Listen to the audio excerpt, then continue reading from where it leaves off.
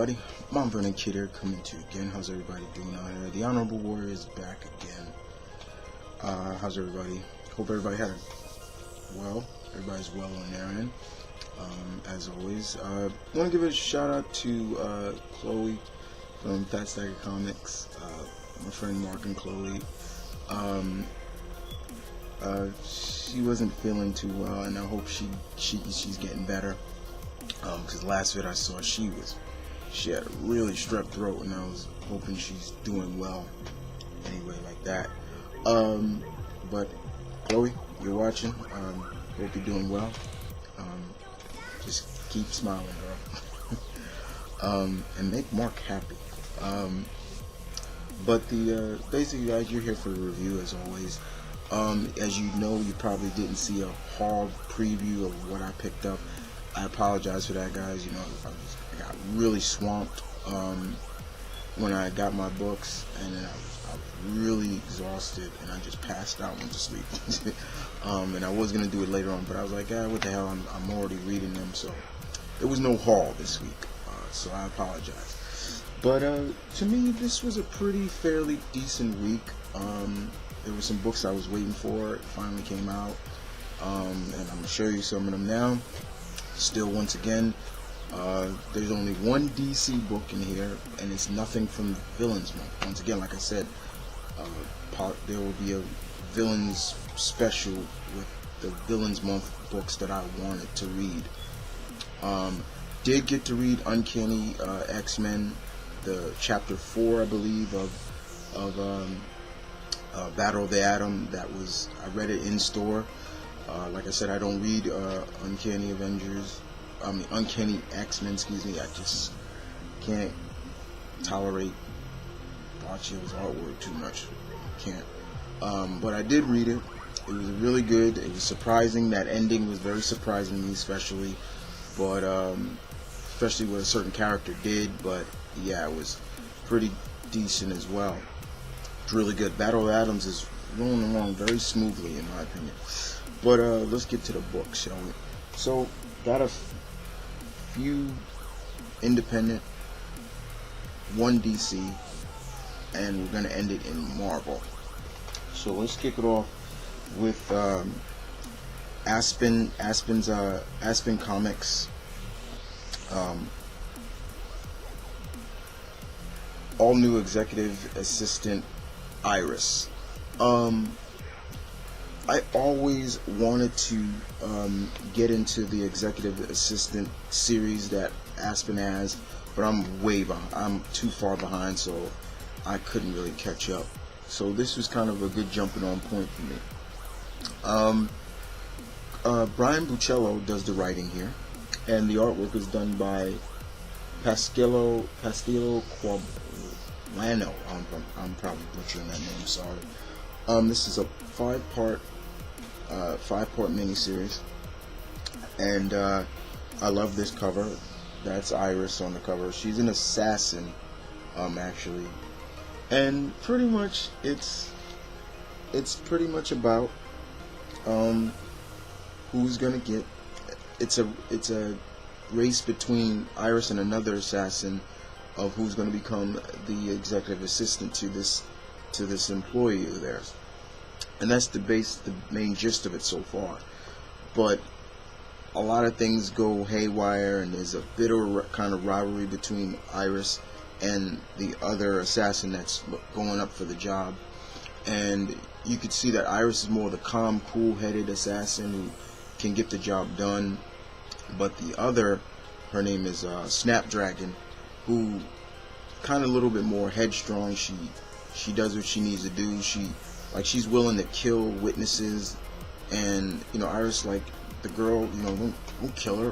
Why just destroy her? Her devices that she's taking pictures of us and things like that. And it was really interesting. Looking forward to reading some more of this. Once again, I want to congratulate Aspen for celebrating their first decade, like 10 years. That's congratulations.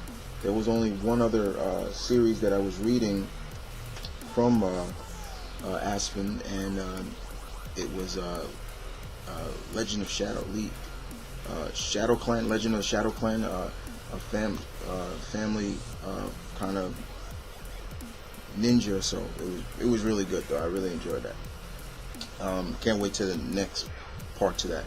But yeah, this was really good. I enjoyed this very much, and I'm looking to see where the rest of it goes. Very well done, Mr. Puccello. Very good.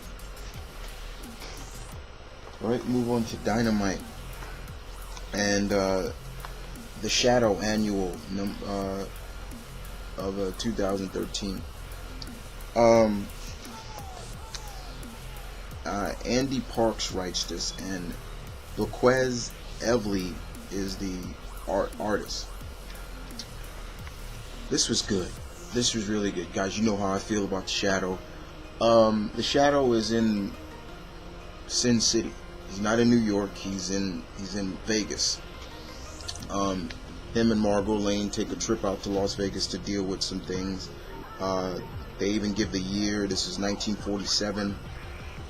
And the Shadow, through his network, hears of, you know, the evildoers and things like that, and he means to take them out. You know, means to end, you know, end their suffering on, you know, the honest people. However, the Shadow comes in contact with a past lover when he was in World War I or II. Yeah, no, one. World War I. I believe it's one. They just say the Great War, so I'm guessing it's World War I or World War II. But there's always, the Shadow was always a World War I pilot. But she remembers him as one of his aliases, not Lamont Cranston, but what was it again? I'm always forgetting the other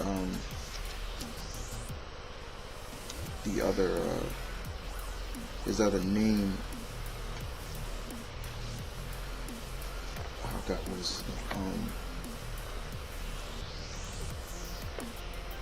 Oh, Jesus Christ, I'm always forgetting the name. Damn it.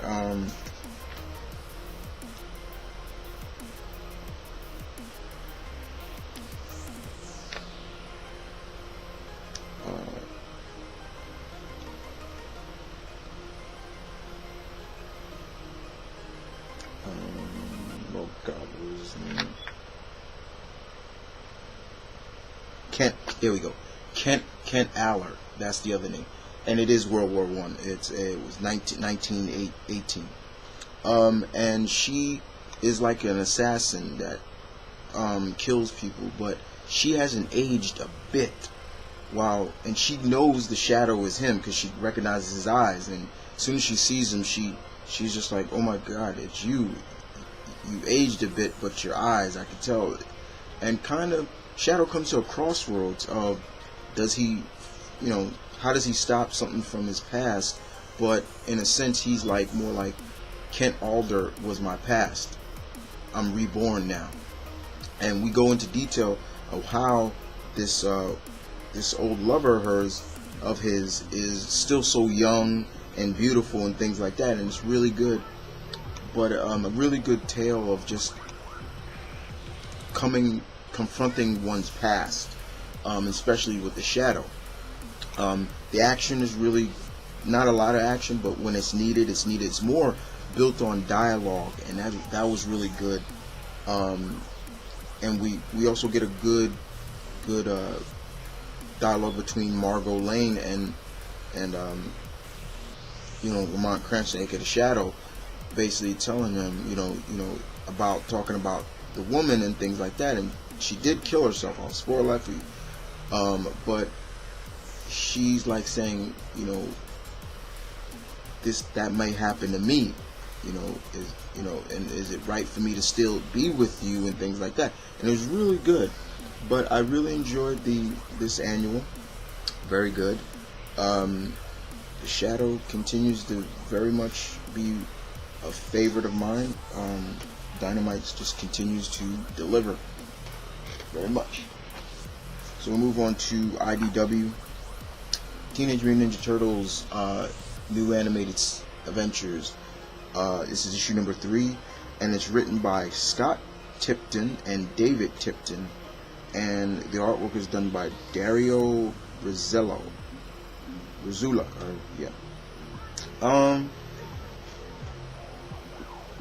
The issue is really funny. This is really funny. It starts out, well, you can kind of get a glimpse of who's in this book. Yeah, the Krangs. Oh God, I can't stand listening to them. Even in the book, guys, they have that stupid, dumb dialogue that I cannot stand. But the basis of it is really funny. Mikey and the guys are watching a zombie marathon.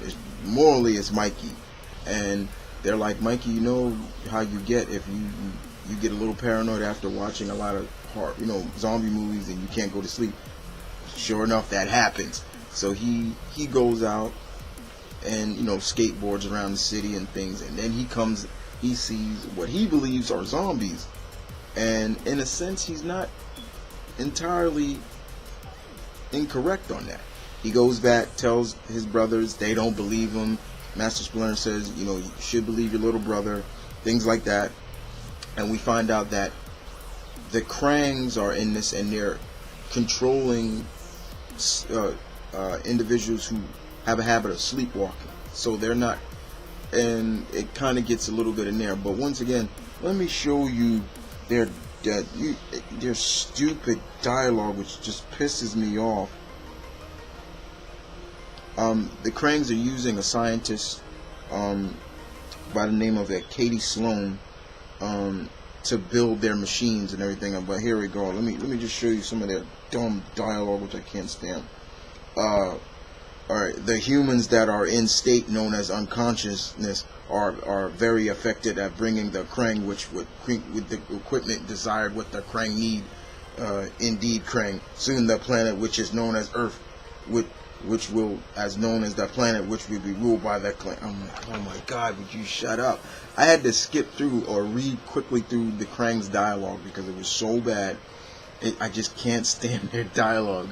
But another fun issue, as always, continuing kind of what we probably don't get to see on the series. Can't wait till the second season starts. But this is just really fun. Fun dialogue, fun storytelling. I love how a lot of them were like, we have to go with Mikey was right. It's really funny. But other than that, it was just fun, really fun. Yeah. I wonder if anybody's gonna get the Powerpuff Girls. Yeah. IDW is bringing a lot of Cartoon Network cartoons like Powerpuff Girls, Ben 10. I want that Samurai Jack. That's what I want. I want that Samurai Jack big time. But yeah, IDW is bringing some of those there. All right. So we move on to Image, and we're going with The Bounce, number 5. Sorry about that glare. Joe Casey and David Messia artwork, still very good. Joe Casey just really. This issue was not as trippy as the last ones. Not too much. Jasper, he's not, smoking or anything like that. He's not puffing on the tweeds or anything like that. But it leaves off right where the last issue left off. He found somebody that probably is just like him. This rock-like guy, but he only speaks Spanish. And a squad, like a SWAT team or so, comes in, and they're shooting him and burning him with napalm tanks and everything like that. Jasper's trying to do what he can to stop them, and he's like, "What are you doing?" He's not hurting. It's not like that and everything like that. But we're not getting a lot of answers. Jasper's trying to figure out what the hell is going on. Who are these guys? And we see more and more in depth into that. A small faction of the government may be the product of not just how Jasper got his powers, but the outcome of all these other, just say, metahumans in a sense. We're seeing a lot of in-depth detail with Jasper's brother as well, and Jasper's just trying to make sense of it, everything. Now this guy right here does make an appearance. He is a hero and it's a backstory of who he is. I'm not going to spoil that, but it's more about Jasper trying to figure out what the hell am I supposed to do, what is going on.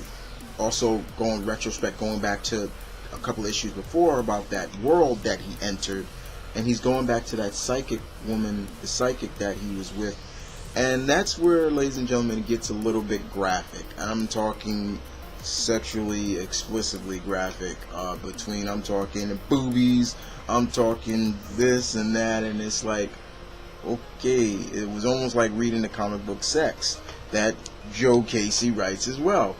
And Jasper and the psychic kind of get it on, and it's like, and he's trying to figure out, he's like, what's going on, where's this world, and she just like embrace it, and I'm like, okay. But it was still very interesting indeed.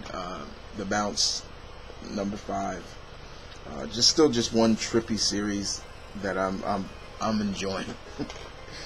All right, so we'll move on to the Valiant. This is the newly branded Bloodshot. Bloodshot now. After issue 13, Valiant has renamed it a different title, and it's called Bloodshot and H.A.R.D.Corps. Yeah, all new title, all new team, all new mission. Like the cover. Christos Gage does the writing, and Joshua Dysart does the artwork. And this picks up right where issue 13 left off, where Bloodshot is captured by the leader of the HGC, what's his name, Toyo Harada. He's this powerful, godlike psychic character, and Bloodshot's been captured by him, and they're running off experiments on him, trying to get DNA for his nanites, because as you know, Bloodshot can heal from any wound because of the nanites in the system. You know, he gets shot, they'll close it right up. He loses a limb, they'll regrow another. He's at one time lost his whole face, and it just regrew back. And they're just running experiments on him, and he's at their mercy. This is the first time ever in the first 13 issues that we've seen Bloodshot really at the mercy of somebody. Like, he can't find a way out. Now, as for the H.A.R.D.Corps, this was really mainly about them really being introduced to who these guys are, and their mission is to get Bloodshot out, but they bring in one of the older members, a founding member of the team, but the rest of the team is made up of rookies and, you know, non-military as characters, and, you know, people who are, I wouldn't say just off the streets, but just don't have combat training. For example, one of them is he's a priest, he's a missionary. I'm like, the other one is a single mother who had a gymnast background, you know, things like that. So the leader of the H.A.R.D.Corps, which is what's his name, what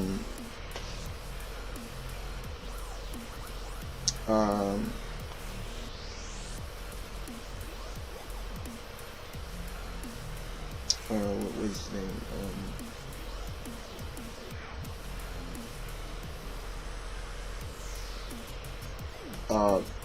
Palmer. He's Lieutenant Palmer, and he's like, he really wants to be left alone, but he knows, okay, we got to do this, but I need more time with them. Now, the H.A.R.D.Corps, they have abilities now. What's really cool about their abilities is that they really are contact between, like, how do they say it, like,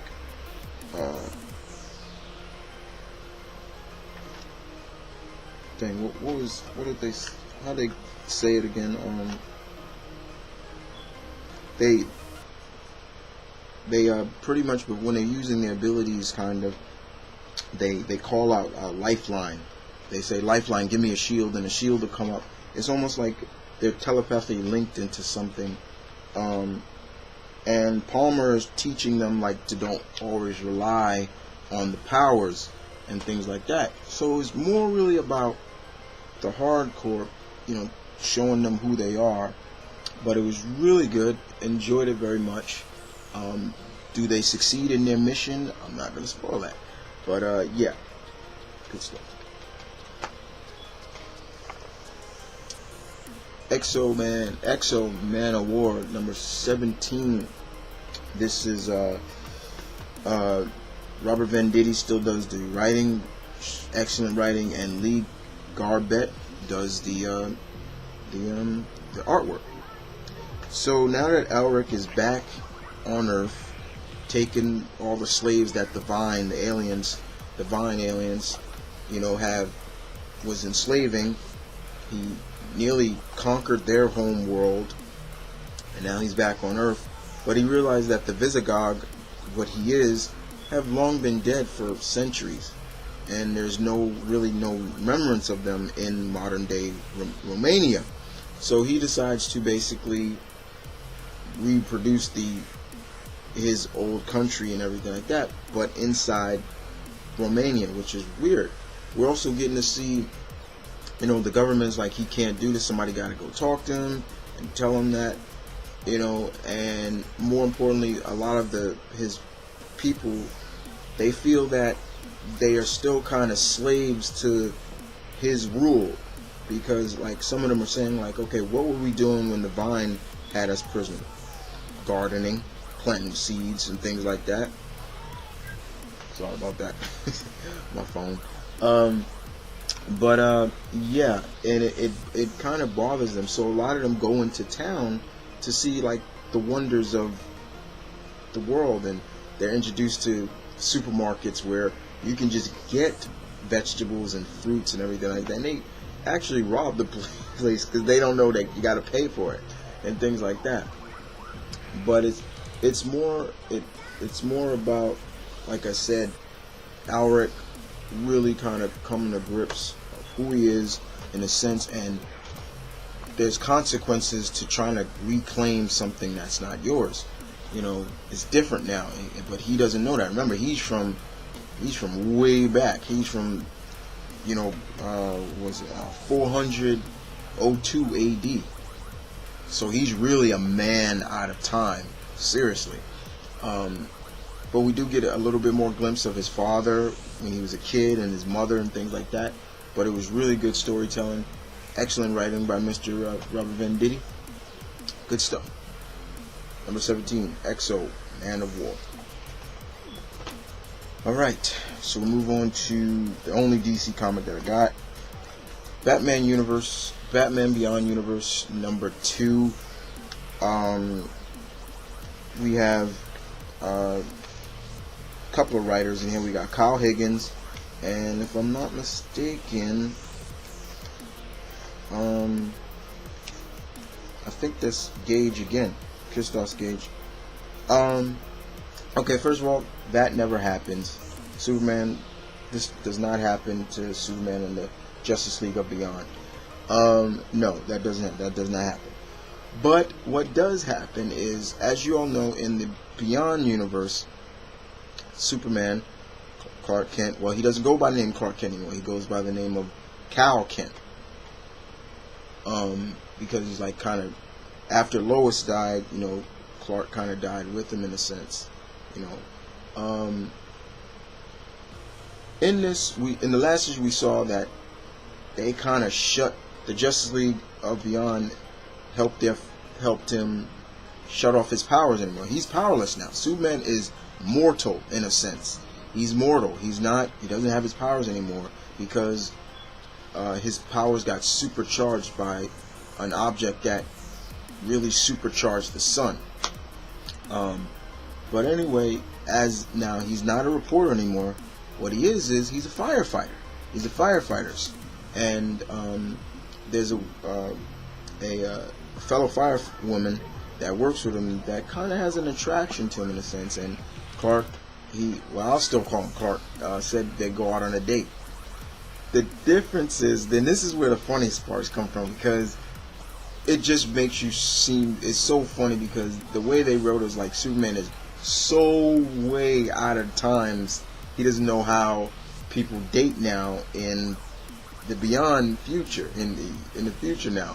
And so he goes to all the members of the Justice League Beyond, and he's like, okay, so what does one do now during this time in dating? And everybody's trying to tell him this and everything. You got Barda saying, well, when me and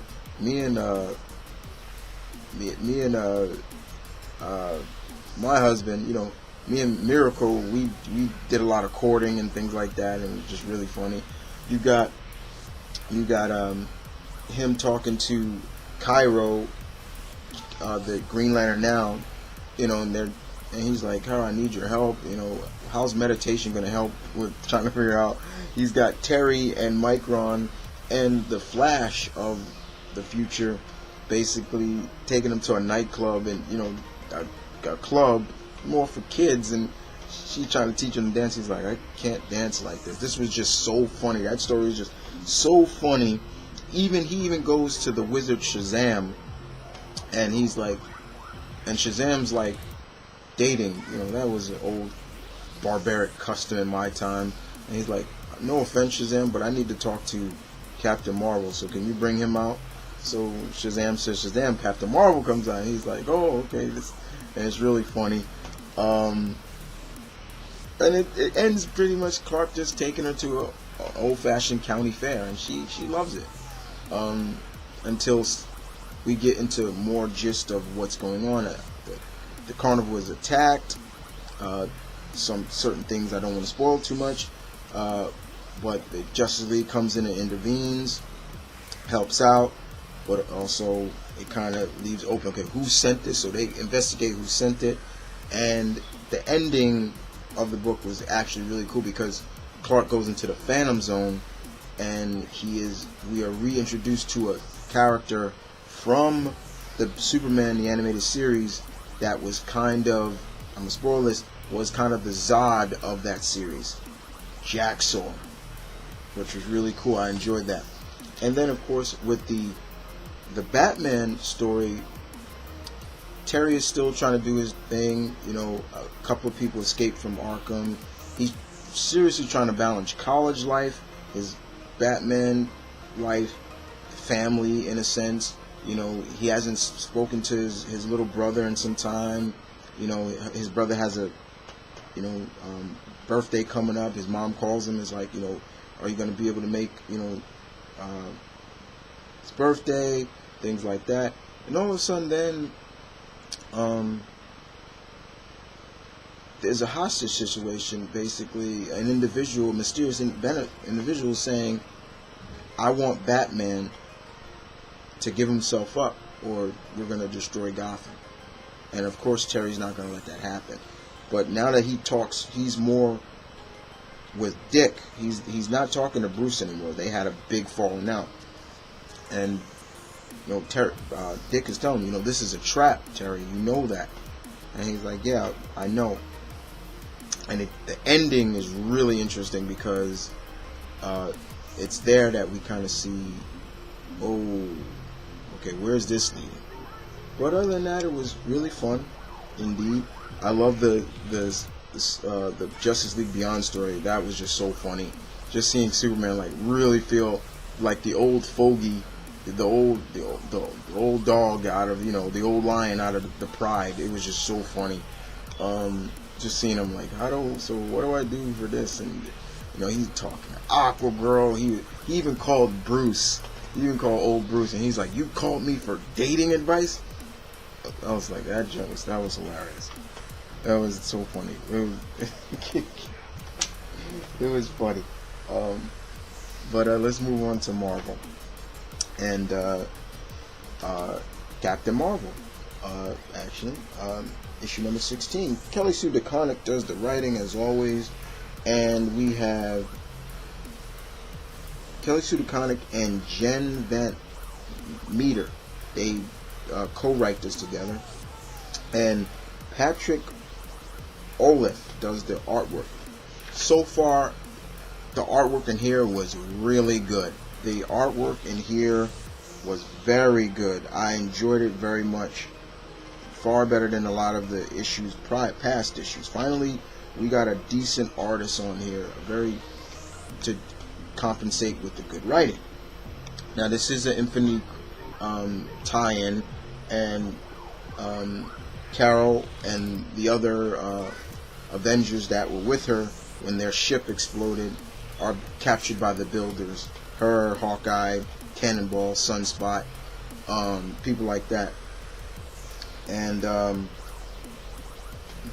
but before that, she was able to tap back into her binary powers, which I'll show you right here.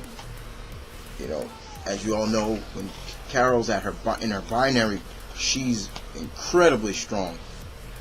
Like, and pretty much the Carol wants to figure out what the Builders are up to, so they let her. She knows what she's doing.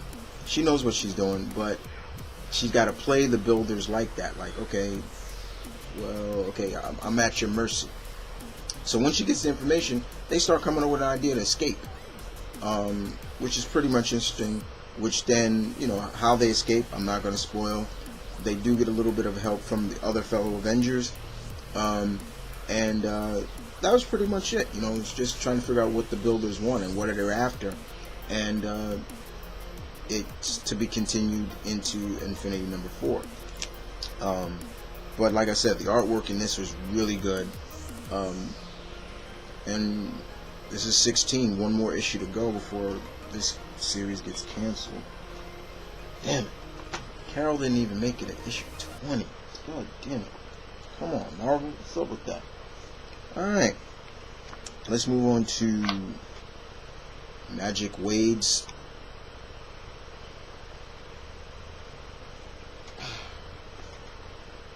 Daredevil. Mark Waid and Samnee does the artwork. My God. You talk about just... Oh, man, I don't want to spoil anything in this, really. One of the best titles under Marvel. I'm not even joking. The Jester is back, yes. I'm gonna let that in. Yeah, another classic, you know, rogue from Daredevil's rogue. You know, yeah, Daredevil has some of the... He has probably a couple of the worst rogues gallery ever. I mean, a lot of them just are not as good as somebody like Spider-Man or, you know, people like that. But there are some that stand out, you know. And a lot of the times, these writers try to make them better. Like for example, when Brubaker was on Daredevil, he really turned Mr. Fear around for the better. But in this, Daredevil is still on the trail of, you know, the white supremacist group, the Sons of the Serpent, who have infiltrated the judicial system in New York. And, you know, Daredevil's match really... I'll even go into detail what he even says about it. He says, okay, I'm very protective of the jury system in this country. It's far from perfect, but it gives citizens a voice in how justice is achieved, and that voice is generally reasonable and trustworthy. And then there are days like, you know, basically things like this. And, you know, so he's really pissed off that, you know, a white supremacist group like the Sons of the Serpent have infiltrated the judicial system like we saw in the last issue. But he knows that certain people, there's a juror being set up in this, and it's up to Daredevil, you know, Matt, to figure it out. And he figures it out pretty much. Who's responsible, and then that ending.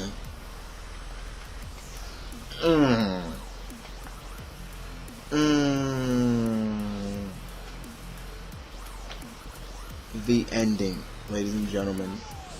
My God. That ending just...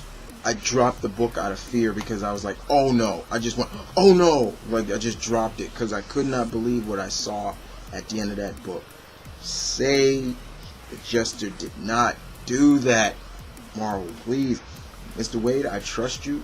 I trust you. I trust you full-heartedly. Oh my God. But yeah. Read this book, please. Alright. So with the next two books, I kinda should go out of sequence because the New Avengers number 10 takes place before Infinity number 3. Alright, so I guess I'll start with New Avengers. Jonathan Hickman, Mike Deodato. Alright, so we find out the gist of what Thanos is really doing on Earth. What is he looking for? And what is this?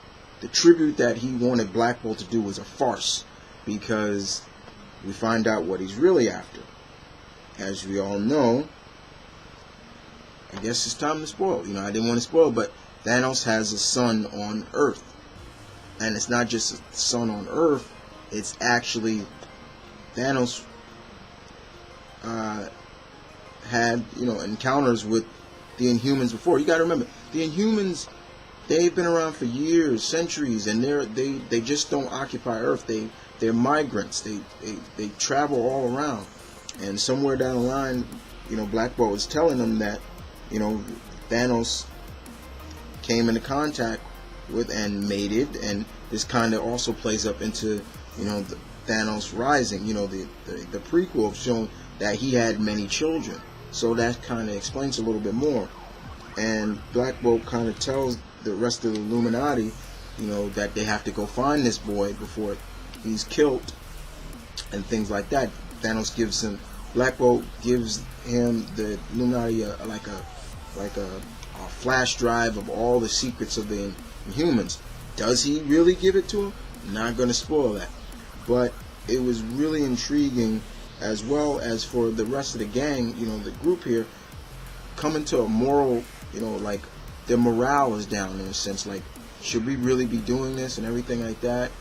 And, everybody, Reed is going around asking everybody, is everybody okay?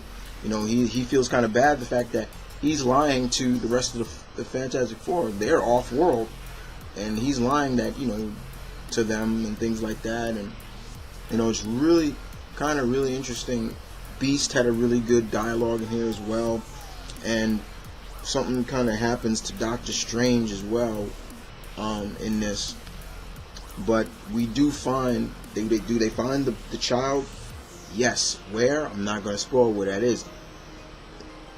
But we also get to see what you thought was just one version of the Inhumans. It's not. And Maximus the Mad and Black Bolt set their plan in motion for Thanos. And yeah, good stuff here. Very good stuff. And that is what leads us into this, in a sense, Infinity number 3. First of all, a lot of the races in the Galactic Council, the Kree, the what else? The Kree, the Spartax,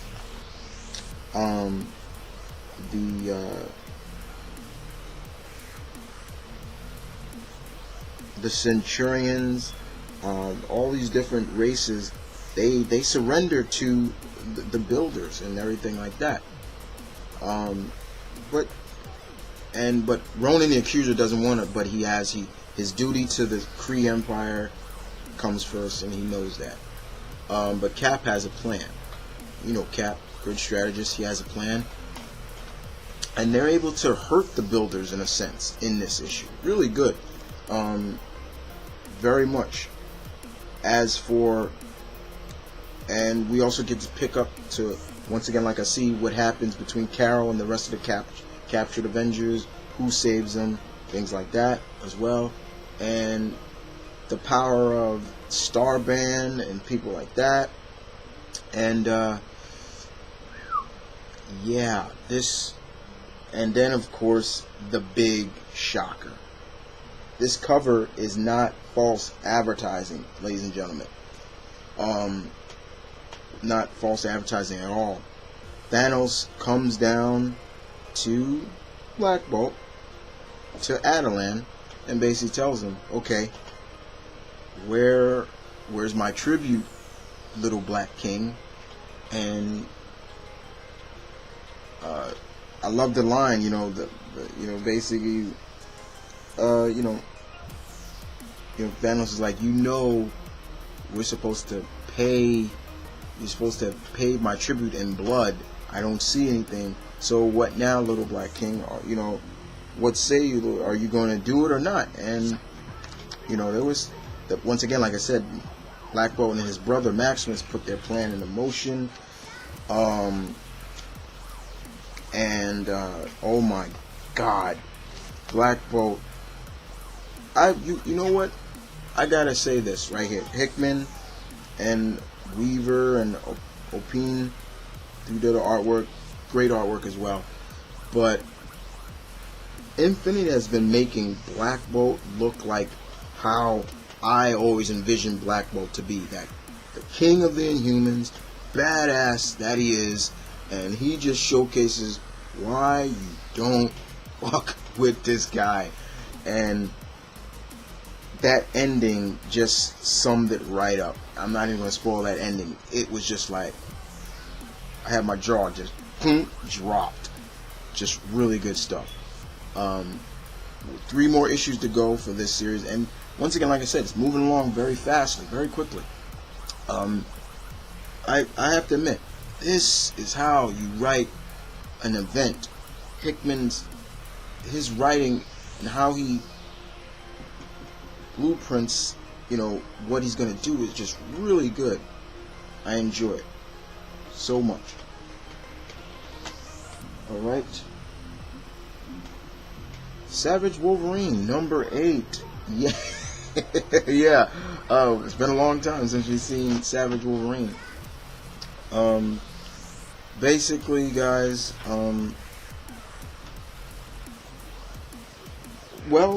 this is Wells and Joe Mad's conclusion to the between Wolverine and Elektra, and this was bloody, this was gruesome, this was everything you'd expect between these two. The basis of it is a small faction of the Hand still does not believe that Wilson Fisk is capable of leading the Hand, so they hire this group called the Arbiters. They can kind of get the truth out of people and see if their true intent, things like that. And what looks like an assassination attempt by basically the Hands resurrecting Bullseye back to life, it was not. It was actually Vanessa, Wilson Fisk's wife, who died of cancer, who's been resurrected back to life, and she ain't happy. And she literally tries to kill Kingpin. Like, look, she's slashing at him. She's got kunais and stuff like that, and the Kingpin, you see a really different side of Kingpin. He's not trying to hurt her. He's like, Vanessa, please stop. Like, he's getting stabbed in the forearms with her kunais and stuff, and kunais and chains, and it's just like, oh God. But then finally, he realizes, okay, you're not my wife, and he starts to fight back. In the meantime, Wolverine and Elektra are still dealing with the Arbiters, like I said, these people right here, them. And Wolverine's just waking back up. He's healing, and Elektra's still dealing with them. And when Wolverine wakes up, they even say the animals wake, and they kind of want the truth, like what he, and basically, they reawakening that side of Wolverine that we know he has, and you know, that berserk part of him, the killer, the rage, pure rage. You know, you see it right here, like he just berserk mode, and he just starts hacking and slashing at the what's he calls himself? What is that big guy called?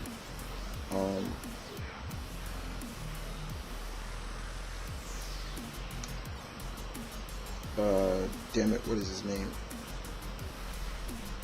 Yeah, he just I'm forgetting his name, but yeah, Wolverine has him at his mercy, and then it's kind of the Bitters basically realized that Wolverine is an honorable man because he doesn't finish him off, and Wolverine just like, you don't know me at all, like, you know, it's not honorable and things like that. It just got really interesting indeed from there.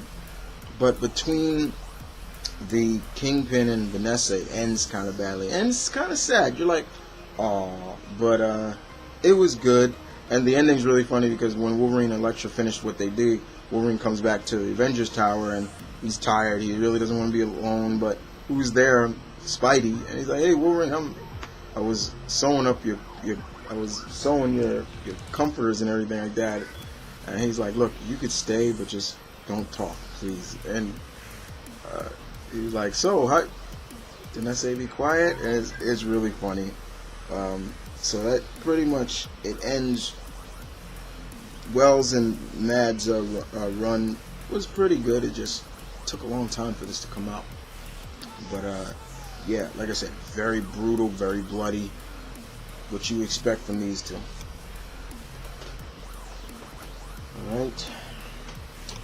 Alright, let's move on. Superior Spider-Man number 18. This is Dan Slott, Ryan Stegman, Miguel O'Hare in the past. The reason why he's in the past, we all know. I'm not going to spoil too much, but this issue alone, I said it before and I'll say it again, this just proves once again how much when Ock and Miguel O'Hare come together. Now, Miguel, I'm glad, one thing I will give Slott credit for is the fact that he basically acknowledges that, yes, Miguel O'Hare and Spider-Man have met before. Yes, they have met before. The Peter David story back in the day between them, and Miguel even says, we've met before. Your costume may be different, but same height, same build, everything. I know who you are, Parker. And right there, he knows. And Ock tries to backhand him, and I'm like, this stupid motherfucker. And Ock is kind of outclassed by Miguel O'Hare. Everything. Miguel O'Hare's costume, everything. And once again, showing how egotistical and how narcissistic Ock is in this. And I'm gonna be so glad. I'm gonna smile with joy to watch this fool fall. And we're already starting to see the cracks already in this issue. I'm gonna spoil one thing. Ock loses Parker's job at Horizon. Right there. Crack number 1. And I'm gonna enjoy watching, and I'm gonna enjoy it, but then I'm gonna be very sad to see Peter when he comes back. And let me tell you, he will come back.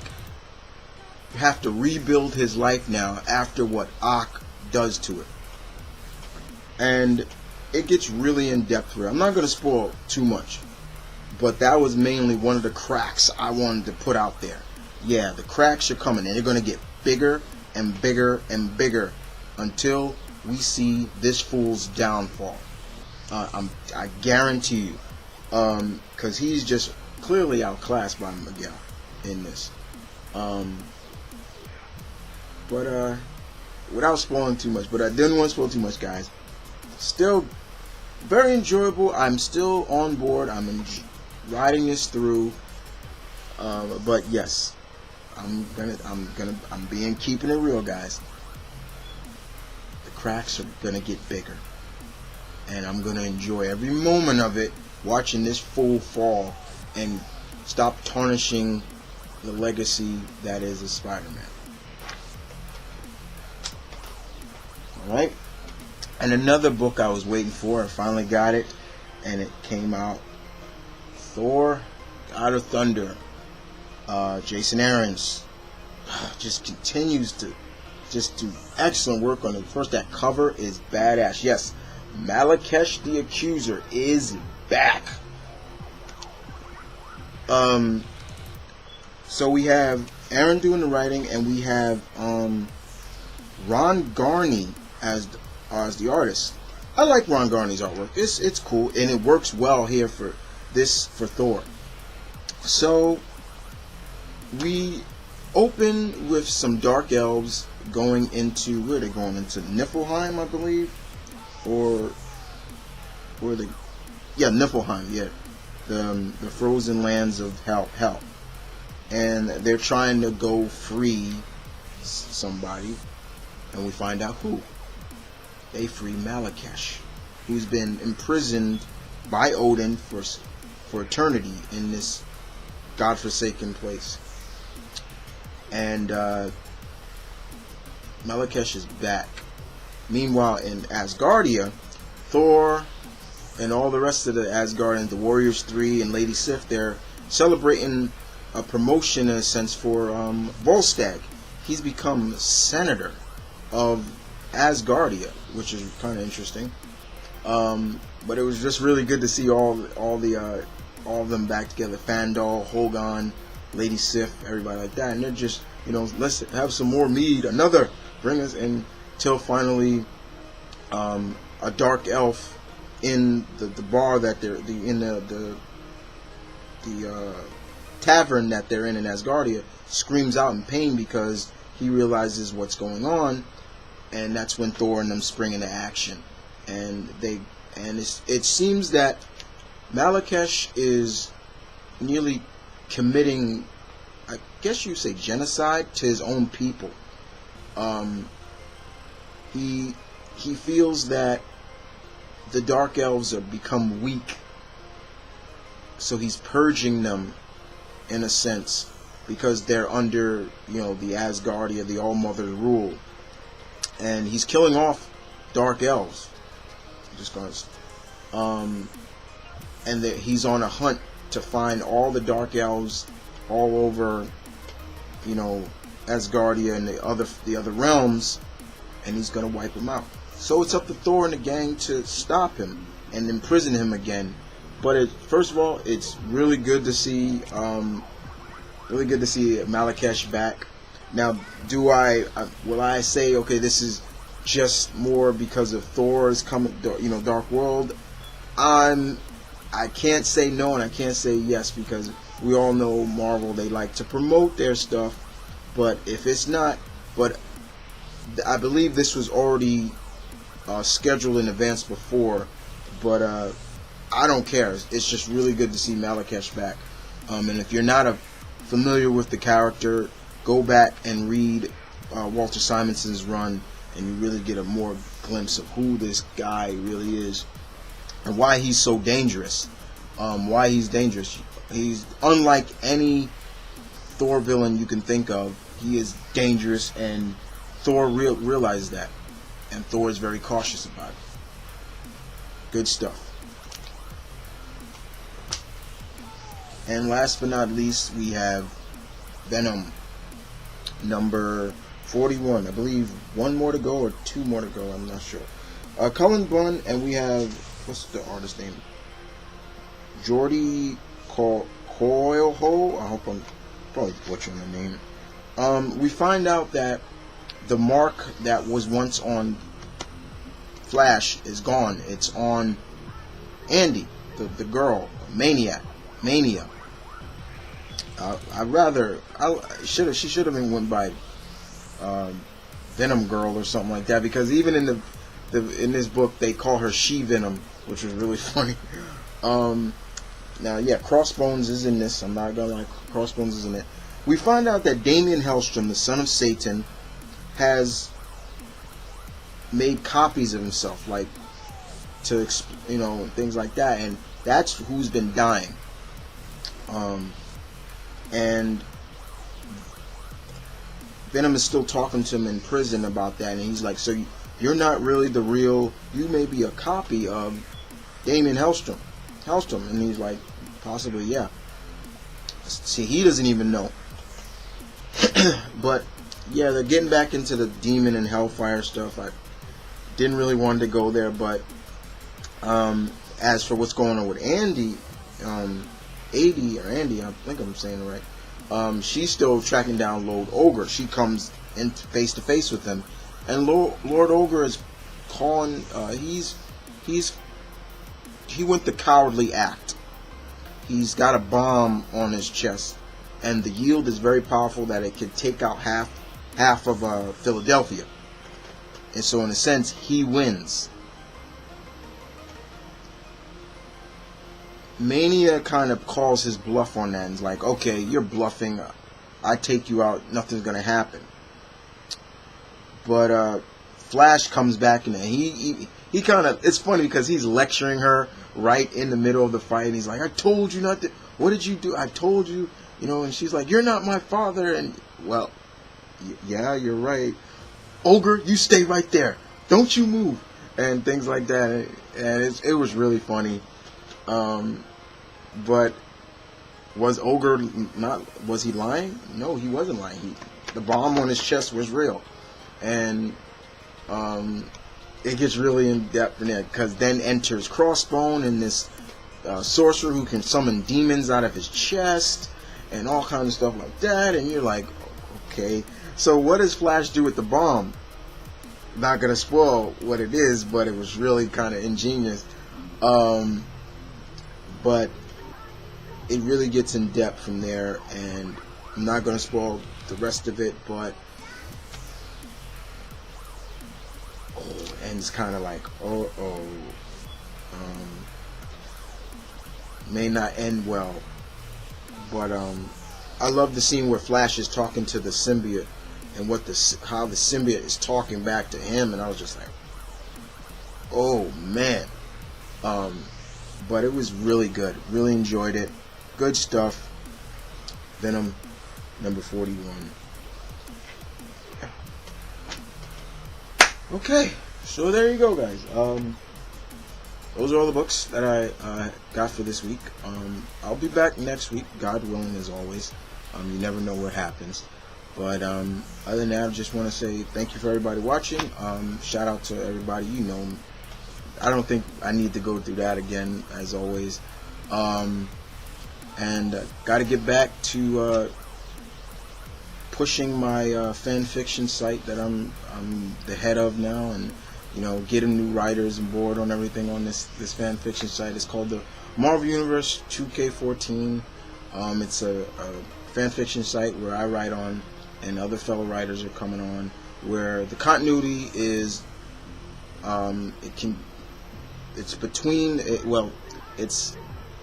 it's basically in continuity after the events of Fear Itself and X-Men Skirmish. So anything that came after those series doesn't exist. So we're telling new stories and everything like that. So I got to get back to doing that. But other than that, guys, you guys take care. And if anybody feels like wants to come on and write a title for their, you know, just give me a shout out. You know, give me a message on my main channel, and I'll see what you give me. Who you want to write and things like that, and I'll tell you if it's taken or not. But other than that, you guys take care. See you next time. And this is Mom Vernon Kid saying peace, one love, stay tuned, keep real, guys, as always. Once again, Chloe, I hope you're doing well, and y'all take care.